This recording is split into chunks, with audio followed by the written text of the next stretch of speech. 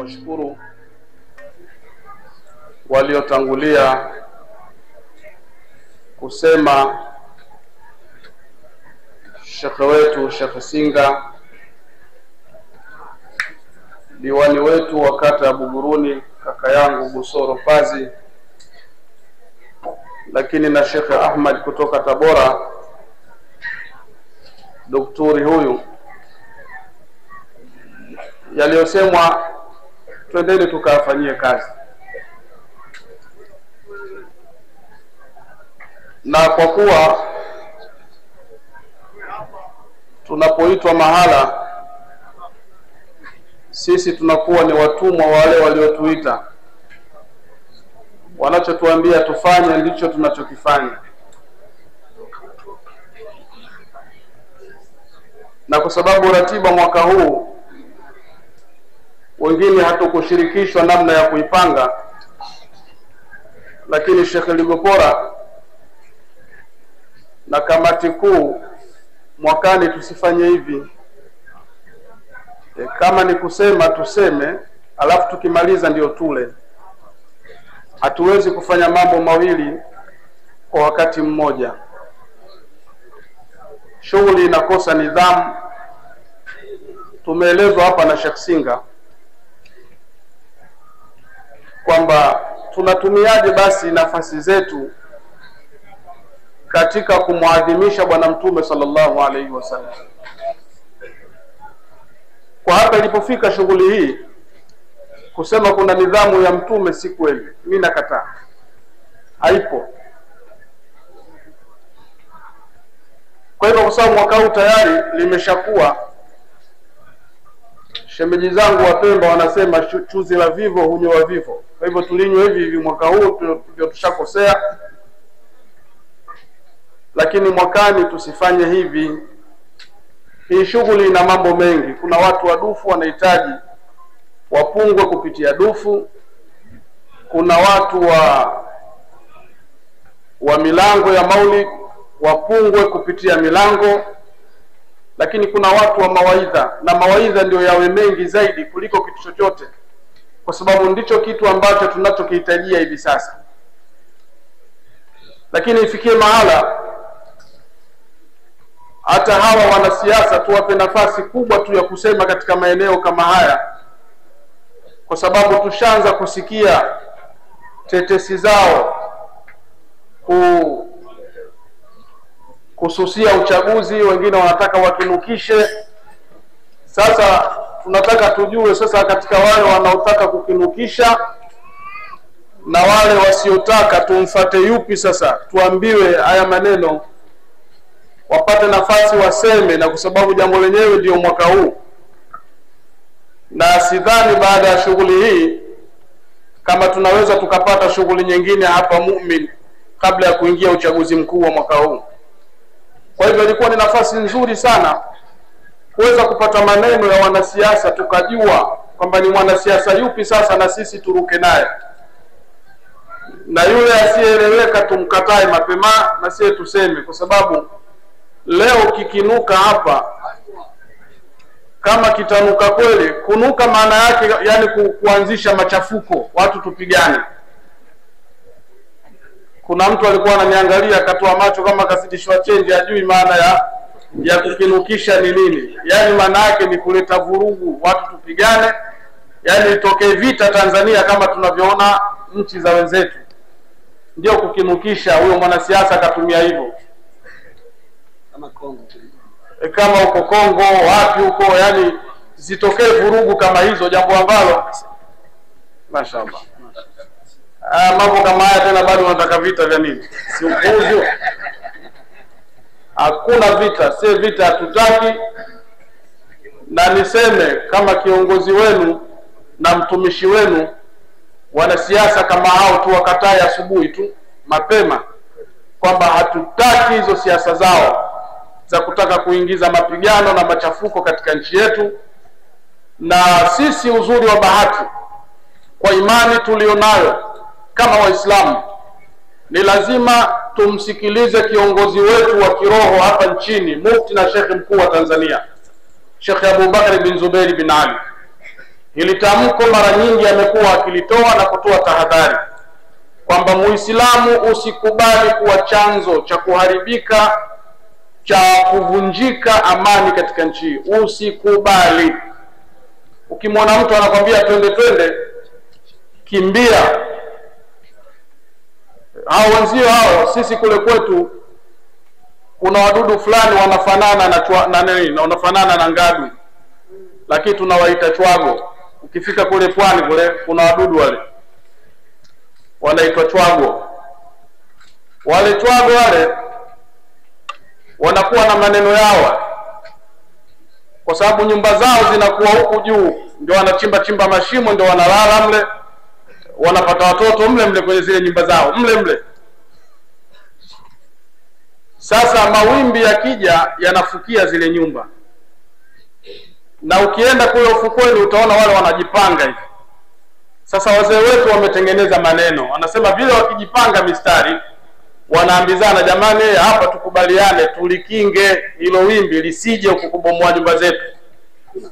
Sawa tulikinge, ndio wanaita tulikinge. Wote wanakubaliana tunalizuia wimbi lisiharibu nyumba zetu. Wakati linakuja, huyu wa hapa anaingiza fikra kwamba hapa mimi ngoja nibonyee, kwa sababu hilo siliwezi, ngoja nibonyee, atazuia huyu na wengine. Na huyu hapa naye anaingiza fikra hizo. Kwa hiyo kila mmoja anaingiza fikra hiyo.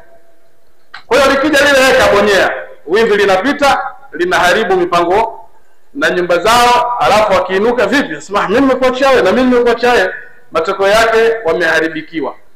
Hawa jamaa wanaotuambia wakinukishe, wao wenzetu wana pasipoti zao wanatembea nazo mifukoni, ujue kama hamna taarifa. Yaani kikiwaka basi yeye anajua wapi pa kwenda. Kama mnakumbuka, kwa sababu kuna wakati fulani wazee wetu wametengeneza mithali, balaa haiondoki ila kwa balaa. Nakumbuka uchaguzi uliopita, baada ya kuisha tu, huyo aliyesema tukinukishe alisindikizwa kuondoka, kwa sababu kuna mtu alikuwepo katika hii dunia, huyo bwana yeye la yakhafu laumata laim, na inavyoonekana alisema yani huyu wewe subiri tumalize hili jambo alafu atanitambua mimi nani. Yani yale maneno ala la yajhalanna ahadun alaina fanajhala fawqa jahli aljahilina, ndio ulikuwa msimamo wake. Wewe si bingwa, sasa ngoja tumalize hapo tuone. Matokeo yake mwenzetu kasindikizwa na ulinzi akaondoka. Sasa kama kukinukisha sienge kinukisha pale basi, hapo tukajua kweli kimenuka. Lakini yeye akiona tatizo mwenzetu anakimbia. Ila sisi na watoto wetu na ndugu zetu ndio tukiambiwa twendeni barabarani tunakwenda. Tusiwe hivyo jamani. La takun imma, tume anasema watakulu ana ma'an nas, in ahsana an-nasu ahsantu wa in asa'u asa'tu walakin waqinu anfusakum, in ahsana an-nasu ahsantum wa in asa'u tajannabtum isa'atahu. Usikubali kuburuzwa. Ndio hiyo tulikinge kwamba watu wakitengeneza na mie nimo, wakiharibu potele mbali na tuharibikiwe. Lakini kuweni makini, wakitengeneza watu wakiwa na mipango ya kutengeneza, tengenezeni nao. Wakiharibu acheni maovu yao, kule kuharibu kwao nyie msiharibu. Nyie mjiepushe na hayo maharibifu yao, nyinyi mdili zaidi na kutengeneza. Leo pakichafuka hapa ndio zinalia pale. Yaani mtu wa kwanza kufika Kisarawe hapa mie kuambiwa mniwezi. Lakini sasa yule bibi yangu Nyanzagira yeye anakimbiaje? Naweza kumbeba mimi yule? Siwezi. Hivi vitoto vidogo na wenyewe vinakimbiaje? Sie tutakimbia, lakini hao watoto kina mama dhaifu wanakimbiaje?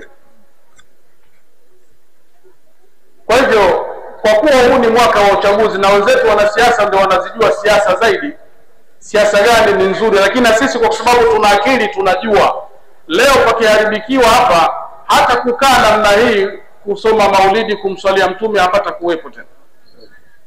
Dude linaanguka pale, subutu. tunakimbia hapa. Kwa hiyo tutakuwa hakuna tena cha mtume, hakuna cha nani, tunakimbizana, tuna maisha, wenzetu washapanda ndege wameondoka. Kwa hivyo hili jambo jamani, mimi nikuombeni Allah, sisi wa kumsikiliza kuhusiana na hili, tumsikilize mufti na shekhe mkuu wa Tanzania, na yeye tayari amekwisha toa agizo, tusikubali kuwa chanzo cha kuharibika kwa amani katika nchi yetu hii. Na nikupeni siri, yeyote atakayekuwa chanzo cha kuharibika kwa amani katika nchi hii, kifo chake hakitakuwa kizuri. Mnajua kwa sababu gani? Wazee wetu wamekubali kutoa yao, wamekubali kuharibu ya kwao, na wakaongea na serikali yetu sikivu, na serikali imekubali siku ya kuzaliwa mtume Tanzania tupumzike. Wazee wamelipanga hilo na limepita, serikali imetii. Hii amani tunayoiona hii haikuja afwa al-khatir, ni kwa sababu ya mtume tu sallallahu alayhi wasallam. Sasa ikiwa amani ni kwa ajili ya mtume Muhammad, yani maana yake wewe unataka kumdonyesha mtume, utakuwa na nafasi gani mbele ya Mungu? Penda chama chako unachokipenda, na wale wanaoitwa machavi ni CCM hao, waacheni na CCM yao. Lakini tukija katika upande wa kuharibika kwa amani, chama chako kitie mfukoni kakaangu. Tunza amani ya hii nchi, kwa sababu amani ya nchi hii ni kupitia mtume Muhammad. Ukiharibu, maana yake unamharibu mtume Muhammad, na sidhani kama utakuwa salama mbele za Mungu wewe. Sidhani kama usikilize mufti na shekhe mkuu wa Tanzania kuhusu amani ya nchi hii. Tuitunze amani yetu, na amani ipo kwa ajili ya mtume Muhammad sallallahu alaihi wasallam. Leo yule anayekubali kukusanyika kama hivi na yule asiyekubali, ikifika kuzaliwa mtume sote tunaadhimisha, kwa sababu kazi hamna, hakuna kwenda kazini. Hata kule kazini, kwa sababu wao pia ni waajiriwa, lakini siku ile hawasemi bosi nipe funguo mimi niende kazini kwa sababu simpendi mtume. Yule bosi lazima atasema huyu bwana anataka kufanya nini? Na ule uchebe wao, na uchebe wako kaa nyumbani. Kama una la kufanya, cheza na watoto wako. Kama unaona hata kucheza na watoto wako, chati. Lakini kazini hakuna kwenda. Leo kazaliwa mtume hapa sallallahu, kaa nyumbani. Na kweli utakaa nyumbani. Hata ndio kama huna hilo la kufanya, kwa sababu TV siku hiyo zote zinaeleza maelezo ya mtume tu. Kuna baraza la maulidi zinaonyeshwa hizo. Sasa wewe kwa sababu hutaki kuangalia mtume, si ufungulie ndombolo. Angalia ndombolo, muziki ucheze. Si hutaki kuangalia habari za mtume, unafikiri usipoangalia habari za mtume utaangalia nini? Si mnanielewa ndugu zangu? Kwa hivyo mimi ya kwangu yalikuwa ni hayo. Hao wanasiasa tuwatumie vizuri, na kama alivyosema hapa diwani kwamba huu ni mwaka wa uchaguzi, mabwana tuchague. Uzuri wa bahati nchi yetu, mambo yote yapo. Ukitaka kuchaguliwa, ukitaka kuchagua, yote umepewa ruksa hiyo, fanya. Kama unajiona wewe unafaa kuchaguliwa, basi chaguliwa. Ukijiona hufai, basi chagua. Lakini chaguo liwe zuri. Usichague tu alimradi umechagua. Chagua kilichokuwa kizuri. Baada ya kuyasema hayo, nikuombeni sasa sote hapa kwa pamoja tusome wal asri li ila fi quraishi na kul a'udhu bi rabbil falaq, kisha tumuombe mzee wetu hapa Sheikh Ahmad kutoka Tabora.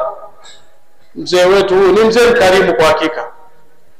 Baba yangu mimi nitakuja Tabora, ninakuja kwa mawili. Jambo la kwanza nafuata asali, lakini jambo la pili sisi kwa sababu mke wangu yupo, tusije tukaribiana mipango. Sasa hilo tutazungumza kwa simu baba. Sawa? Tutazungumza kwa simu ili mipango iweze Hajasikia kwa sababu kaweka foni masikioni. Hajasikia. Kwa hivyo tusome zile sura 3 zisizokuwa na kafu.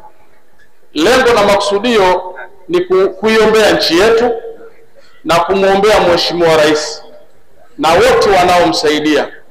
Mwenyezi Mungu awape taufiki ya kusimamia yapendayo Allah na kuyaridhia, lakini pia na sisi kila mmoja humu ana la kwake. Basi kwa baraka na utukufu wa sura hizi kila mmoja Mwenyezi Mungu amfanikishie ya kwake. Kama kuna mtu nyumbani kwake hakuko sawa na mawingu haya hajui cha kufanya, basi hii Qur'ani iende ikatengeneze mipango. Kwa sababu ukirudi saa hizi kununiwa sheikete inakuwa kidogo mtihani. Kwa hivyo basi kwa baraka hizi inshallah Mwenyezi Mungu atufanikishie yote.